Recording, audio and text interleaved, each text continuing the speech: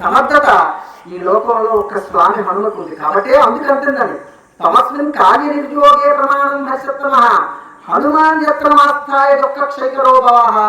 హనుమ ఎక్కడ ఉంటే అక్కడ దుఃఖం పోతుంది అన్నాడు. ఇప్పుడు సీతమ్మ తల్లి రావణాసురుడు వచ్చాడు.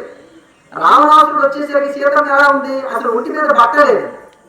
కిష్కింధకాండలో ఎత్తుకొస్తున్నప్పుడే సగం బట్ట చింపి కొన్ని ఆవరణాలు కట్టి వదిలేసింది ఋషిమోగ పర్వతం మీద. ఇప్పుడు సగం బట్టే ఉంది. ఇప్పుడు స్త్రీకి స్వతహాగా కామం కలిగించినటువంటి స్థానాలు 1 నాభిభాగం, 2 జగన భాగం.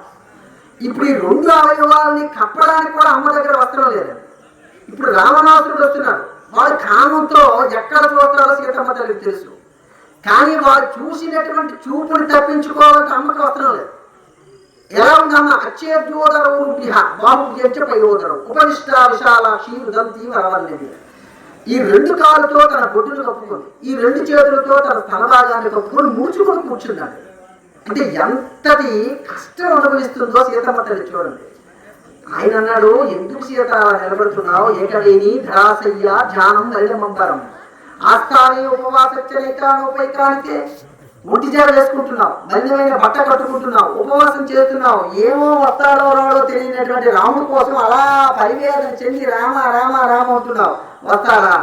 దీనుడు, రాజ్యహీనుడు, రాజ్య భ్రష్టుడు, నేను వేగుల ద్వారా తెలుసు. అసలు క్రమశిక్షణ లేనటువంటి వానర జాతిని పట్టుకున్నాడంట. ఆ వానర జాతిని పట్టుకుని రావడం ఇప్పుడు, 100 యోజనాలు సముద్రాన్ని దాటడం ఇప్పుడు, లంకిని జయించినప్పుడు పైన నేనున్నాను, తరువాత నువ్వు ఉన్నావు. ఎప్పుడు తీసుకెళ్తాడు? ఎందుకు సీత ఇదంతే చాలు సంఖ్యాతం యవ్వనం ఇది వర్తతే ఎదరీతం పునర్నతి శ్రోత శీఘ్రమపామివ. వెళ్ళిపోయిన కాలం, వెళ్ళిపోయిన నీరు, వెళ్ళిపోయిన యవ్వనం మళ్ళీ రాదు సీత. ఇప్పుడు యవ్వనం వెళ్ళిపోయి రేపన్న రోజు ముసలితనం